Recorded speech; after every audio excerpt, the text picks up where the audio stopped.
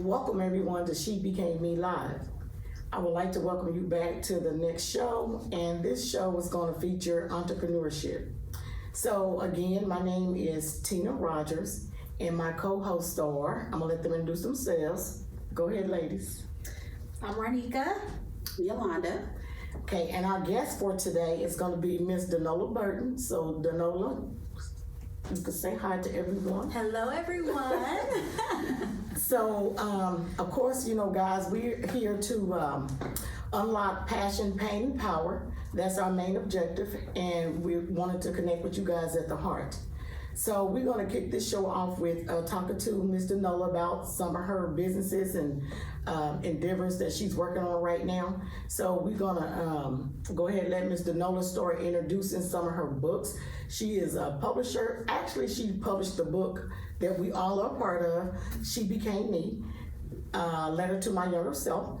And actually, by the way, she was wonderful.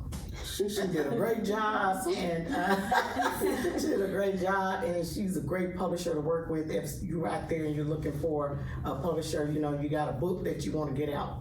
So we'll have some information for you at the bottom of the screen, so you can reach Ms. Danola if you want to do some of those things. So Danola, kind of give us an idea, how did you get started with being a publisher? Well, actually, I didn't intend to be a publisher. Okay. In fact, I worked in the corporate world for over 30 years, Okay. but worked at Eli Lilly and Company for 27. I was a scientist by background. Okay. But I transitioned into HR early in my career and really found my passion in HR, where I was a developer of people. Okay. As I developed people, I did feel like I was a nurturer, and that was natural to me. I retired early. Can't you tell? Yes, you go there. Well, you look good for your age, so. I retired early, and I realized I didn't want to stop there. I started my own business. It's called Enhanced DNA, and it stands for Develop, Nurture, and Achieve. Yes. I work to develop individuals and organizations, nurture them so they can achieve their objectives. Okay. I do that through leadership, communication, and performance. Those are my three things that I work with. Mostly working with nonprofit agencies. I do workshops and things. Okay. I started out telling stories in my workshops, and that led to my first book, which is called If You Really Knew Me. Okay. And that If You Really Knew Me talks about the life, the lessons, and the legacy in my life. Okay. The stories in my life, the lessons I learned from them, and the legacy that I'll be leaving. I didn't enjoy writing the book, You did? but I enjoyed publishing. Oh, okay. I wanted to learn everything I could about publishing. So I joined the Independent Book Publishing Association. I went to their national meeting, took classes. I learned everything I could. And then I began to nurture others to publish their books. And as you can see, I've got a stack of books here.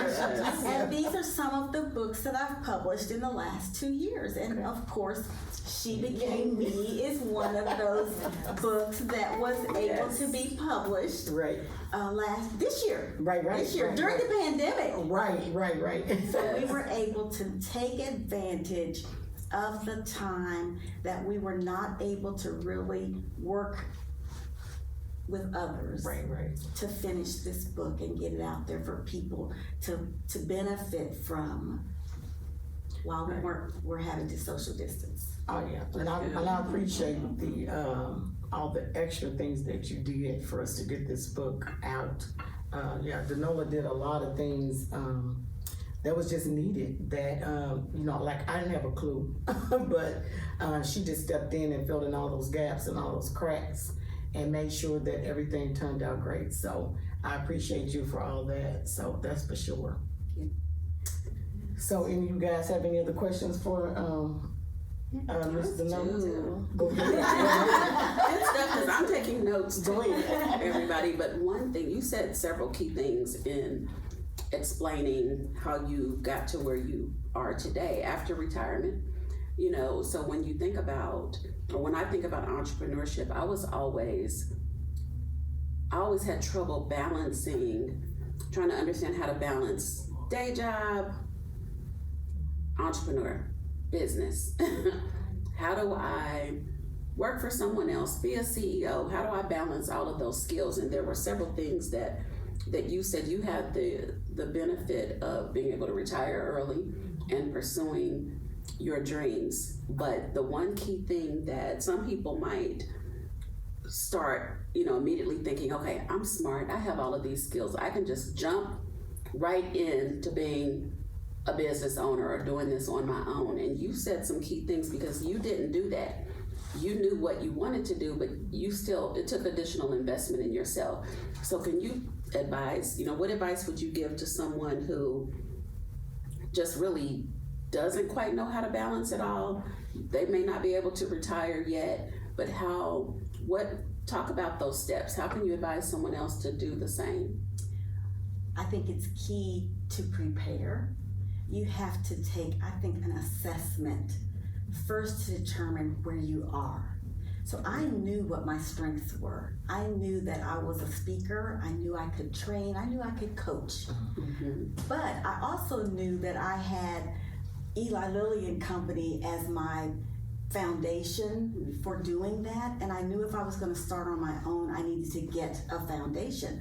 So I began to do research to say, okay, how can I develop myself in order to be viewed as an expert beyond Eli Lilly and Company? And so I began to do my research and found the John Maxwell team. Okay. And I became a certified speaker, trainer, coach with the John Maxwell team in order to use the resources of leadership that was provided there to be able to say to the organizations that I was going to be working with that not only do I have the 20 plus years of experience with Lilly, I have now the support and the resources of the John Maxwell team. I did the same thing with assessment processes, where I'm a certified DISC assessment behavioral consultant, and I got certified as that. So there's things that you have to do to say, okay, what do I want to do?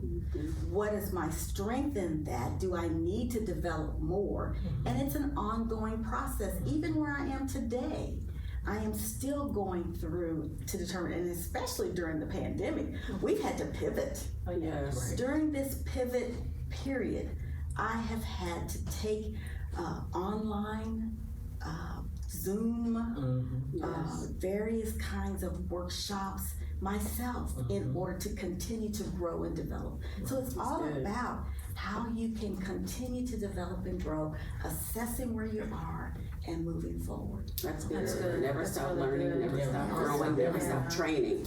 That's good. Right. And I'm just gonna add one element to the equation that she just said: working for someone else, being an entrepreneur, and then I'm gonna throw in the personal. How do you balance all three? So your personal life, your we work for organizations, corporations, and then we run businesses. So what would you say to a person that is like juggling all three of those things? That's good, because you're a mom and I'm a wife. mom. Your mom So, and so one of the yeah. things that you may not know about me is that I became a mother for the first time when I was 42 years old. Mm. Second time, 46 years old. Now, I'll tell you, I didn't birth either of those children at the time. I want to make sure you understand it. But they were infants when we got raised. And so here I am, I'm 62. I'm not ashamed to say that I'm 62 years old. Good. But I have a 16 and a 20-year-old. So I have had to balance all of that. When I retired, I had two in high school. And I have had to juggle. And when I retired, my children thought, ooh, she's gonna be home all the time now, and there for us. And when I started this business, they had to realize, no, mommy's still got stuff to do. Yes. Yeah. And so it is the ability to manage that and be a wife and be a mother and manage a business when business is not my forte. And so the other thing that I did was I found a group of female entrepreneurs. And we meet on a monthly basis, each of us having a different expertise. And we help each other. One of these girls is an amazing financial person. She keeps us on track with our finances. Yes. That's good. I mean, so we help each other. Yeah. And so it's finding those kinds of things to help you manage all those things and putting things in place in order to know that there's still boundaries and knowing that there's a schedule and you have to stick to it. And I'm still going to be a wife first and a mommy second and then my business. Right. That's good. That's really, really good. Okay. Well, you got anything else coming up soon? Like any new authors and anybody I new? do. I mean, this has been an Hear about amazing it. time. I tell you, this pandemic has really brought the authors out of the woodwork. I actually just have had announced this new book. I just got the proof copy in the mail yesterday, and it's called Surviving Spiritual Warfare. Ooh. Thank God I don't look like what I've been through. Yes, say that By again. author Aisha T. Lewis. It's a deliverance manual, Okay. and she tells you the process that she went through to get rid of these demons. This book was announced on Amazon on Sunday this past week. Okay. It has hit Amazon #1 hot new releases in 4 categories. Oh, Wow. That's great. It's amazing. It's done Congratulations. really well. The next book I'm working on, I'm real excited about. It's a young man who is, he was born able to hear. He lost his hearing at a young age. He had surgery to correct and get his hearing back. And he tells the story of how he can relate to both the non-hearing and the hearing world. Right. Oh, wow. The title of the book is what's it called? Something of silence. I forget what it's called, but it's going to tell you that the intelligence of silence. Oh, okay. Wow. That the non-hearing people are not unintelligent. Right. And that's what a lot of people seem to think. So it's going to kind of be a bridge to those two worlds in that book. So I've got a lot going on, and I'm real excited. Those will That be sounds this exciting. one, that sounds yeah, very both of them are interesting, really too. exciting. Can't wait to So get that. I've got a lot going on, and that's Yeah. really nice. And it's wonderful in this time where I'm not able to do workshops in organizations. Yes. Right. Yes. Okay, yeah, that's good great. stuff. So what we're gonna do now, guys, we're gonna move to our she-mail. If you guys are not familiar with our she-mail segment, what we do with she-mail, we have people write in and send us questions, and we're gonna give our opinions. And you can write in to shebecameme2020@gmail.com, and we are waiting to hear from you. So please do that. Take a minute and send us some questions. Anything you desire. It can be about health, love, life, marriage, kids, anything you want to talk about, race relations, whatever. Just send your comments in, and then we're going to read them. It will all be anonymous. You don't have to worry about anybody knowing what questions you sent in. We are just merely going to read them off, and then we're going to give you some opinions. So let's get it going, guys. We're going to let Miss Danola pull one out. Let our guest pull one out and see what question I we have to get. answer it though. That's Yeah, we all are going to give an opinion of this question, and we want your opinion as well. Ooh. How do you move on after a long-term relationship? Well, that one is hard. Well, I actually cannot speak to this one Right. because I've been married for 27 years. Right. And I have years. not had to That- ever do had that. to do that, which is Yeah. a wonderful thing. Yes, it is. So when you talk about entanglements, I don't have No entanglements. no entanglements. Well, I can speak just from my personal experience. How do you move on after a relationship? I know the first thing is that you have to let go in order to move forward, and not just keep like for me. So I went through a divorce. And I got on a path to move forward, and I was doing really, really well. But then it was something that I just kept going. I was just like the what if, like, well, maybe I can try it again. Maybe after trying to try it over and over again, I say 3 times, and then it's just like I just had to get to the point to where I'm never gonna be able to fully move forward until I let this go, this thing that I'm trying to fix, I'm trying to work, I'm trying to make it, and I'm the one that's trying to do it. Right. So just really coming to the realization that you have to completely let it go in order to move forward and to receive what's for you. You know, just really getting that. I had to get that into my spirit and know that I'm not gonna ever receive what is for me until I because I'm like this, but I'm like this, but I'm like this. So I had to really just to let it go in order to. Well, I can piggyback off of that because I'm divorced as well. I've been divorced a very long time, but honestly, kind of like what Ronieka said, in order to move forward, you have to let it go. And the thing is, even if that thing, some people remarry the same person. But even if you do, you have to reinvent something new. But you have to let that go. What that was and it's over. So even if you create something new, that's possible, but you have to let that thing go. So, and for me, I would say, you know, what people need to do is, that's a time to develop yourself.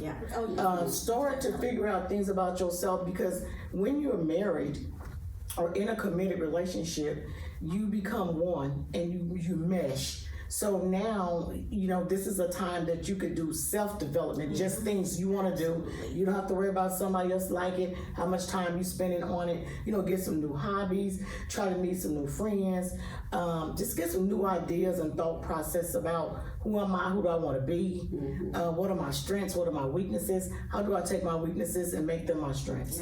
And, you know, so if people just start and it's not selfish to work on yourself. You know, our society kind of teach us like, you know, give, but we take everything from ourselves. Once again, I'll make reference back to this cup and this saucer. This is why the saucer says sip from my saucer, because what's in my cup is for me, and then what runs over and out will be for someone else. That's right. And you have to keep yourself full in charge, because you won't be any good to anybody else. So that's what I would say too. How do you get past a long-term relationship? So you have to work on that. Okay, so we're gonna go to another one. Unless Yalonda needs to tell us something about that. That's fine. Yes. Well, you've been married, so I just Well, no, because I'm a 5-year newlywed still. Okay. But I want to talk about another type of long-term relationship, and that is the friendship funerals. Oh, well, yeah, Let's talk about that. I had to have that's true. a friendship funeral, you know, and move on from a long-term friendship with someone that was very dear to me. And so I think that, you know, because we don't know the question may have been any type of, I think this can apply to any relationship that, you know, we kind of alluded to this in another segment, that when someone is no longer good for you and you really get an understanding as to what the effect of that toxicity, what it did to you, what you were experiencing, and when you really come to that realization that you love yourself more than to deal with some of the things that are happening in an unhealthy relationship, for me, that makes it easier to say goodbye. It's not, doesn't mean it won't hurt, because it still hurts, Yes. honestly, that this person is no longer in my life as they were. And so, but I'm also a believer that is okay. It's okay to say goodbye. It is okay that seasons end. Yes. And when you get to that type of confidence and comfort, it makes it easier. But you have to consistently evaluate, how did you contribute to the equation as well. I think that is important, because sometimes it's easy for us to say, they did this to me, they hurt me, but nothing is one-sided. It never is, in my opinion.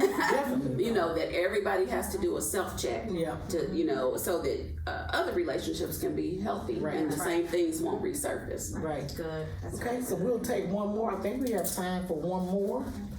And let's see if Yalonda can get us another good one.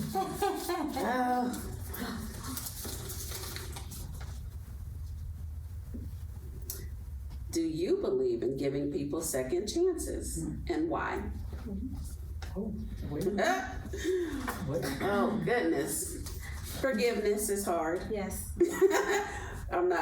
Forgiveness is hard. I think this is about forgiving ourselves and being able to forgive others. And it's not always easy. And you really have to, in my thought, okay, I'll just be honest. I don't give a lot of second chances. I was ready to tell a lie. She became me. I was ready to lie. I'm just gonna be honest. This is we real. I don't give many.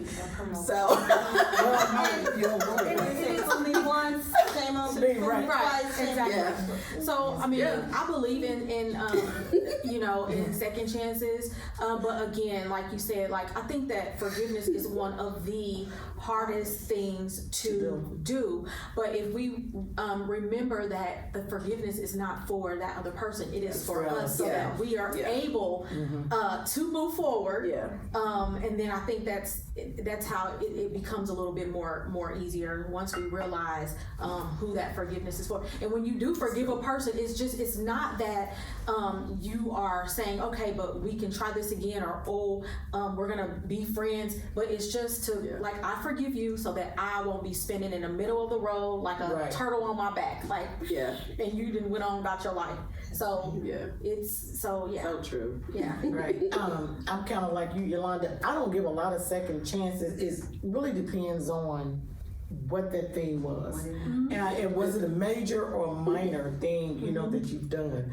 I can forgive someone for being late. You know, that's very minor. But it depends on what you do to me, and I realize the intentions and how many times you had to change your mind, how many steps you took to really do that thing to me. So when I think about how calculated it was, and you had several opportunities to stop, turn around and say, this is not right, I don't have any room for people in my life that's gonna be an enemy. I don't have any room for people to sabotage me. So I don't give a lot of chances. I will forgive, and I've learned to forgive quickly and easy because it's for me.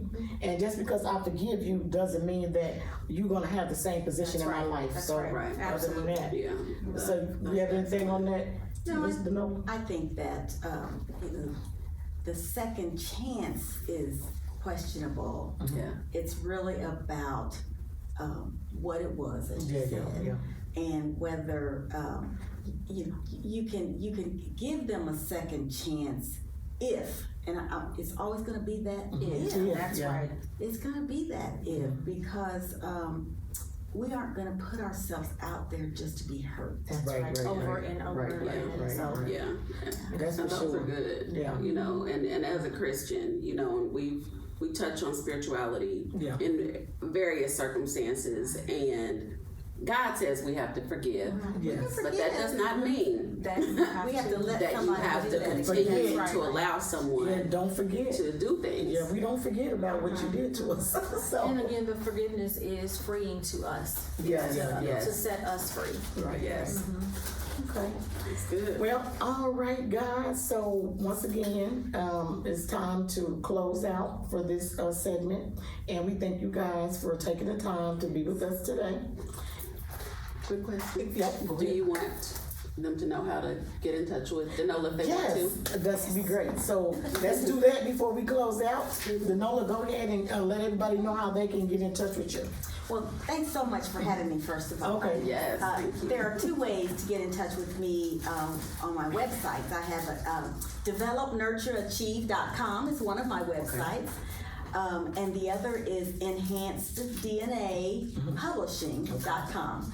So those are the two websites that you can look, and then they have contact me on there. So, but I'm on Facebook, I'm on LinkedIn, I'm on Twitter, and I'm on Instagram. All of those on Enhanced DNA. To get a hold of you. Oh, well, and once again, you guys, we have a couple things that we want to direct you to. One, we are starting a small women's self-development group, and you guys need to go right over to shebecameme.com so that you can subscribe and join. You're gonna leave your email so that you can get the future information about when it would all start. So we're hoping it's gonna start in about a month from now or so. We're just working on some things and getting some ends tied up so we can get that program kicked off. So once again, go to shebecameme.com, subscribe and leave your information so you can get future information about joining. Also, don't forget to go to shebecameme2020@gmail.com and continue to send those comments and concerns in.